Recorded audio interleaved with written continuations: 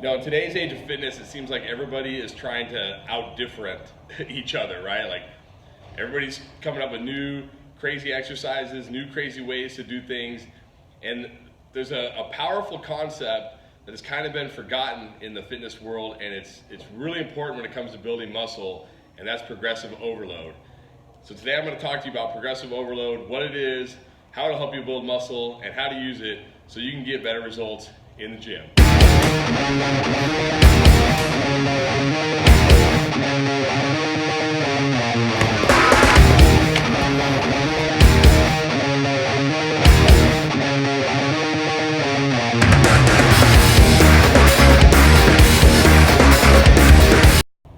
Hey, I want to talk a little bit about progressive overload, what it is and how you can use it to help build more muscle. So in simple terms, progressive overloading is increasing the stress placed on the muscles over a given period of time. So increasing that stress.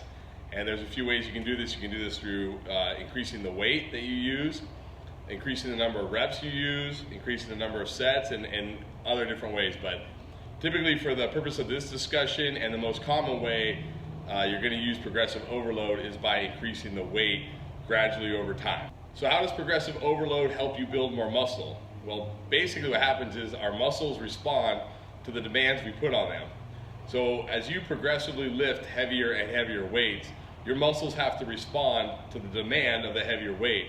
And your muscles do this by not only increasing in size, but also in strength.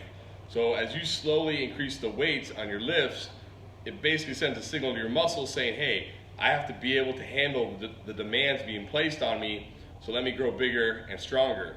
As an added benefit, when you slowly work up in your weights and increase your weights, you not only strengthen the muscles, but you also strengthen the bones, the tendons, and the cartilage, which is great, especially for us guys who are in our 40s, 50s, and 60s.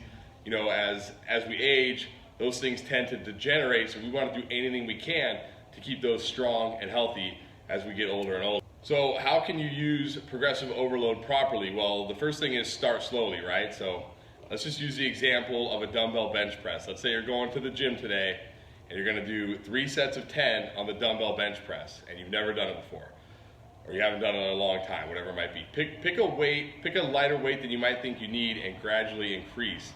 And a good rule of thumb is, if you're doing a certain weight, let's say you're doing 30 pounds on the dumbbell bench press for 3 sets of 10. If you can comfortably do 10 reps for all 3 sets, then it's probably time to increase the weight to 35 or 40 pounds. Now you don't want to increase the weight too quickly, because that will actually cause stress on the tendons, which can lead to an injury. So you want to do this slowly over time, and just slowly increase the weights. Keep track of the weights you're doing on certain lifts, and continually try to challenge yourself to do a little bit more and a little bit more. But again, within the rep scheme that you're trying to work on, don't pick a weight that you can, if you're supposed to do 10 reps, don't pick a weight that you can only get 5 or 6 reps with. That's too heavy.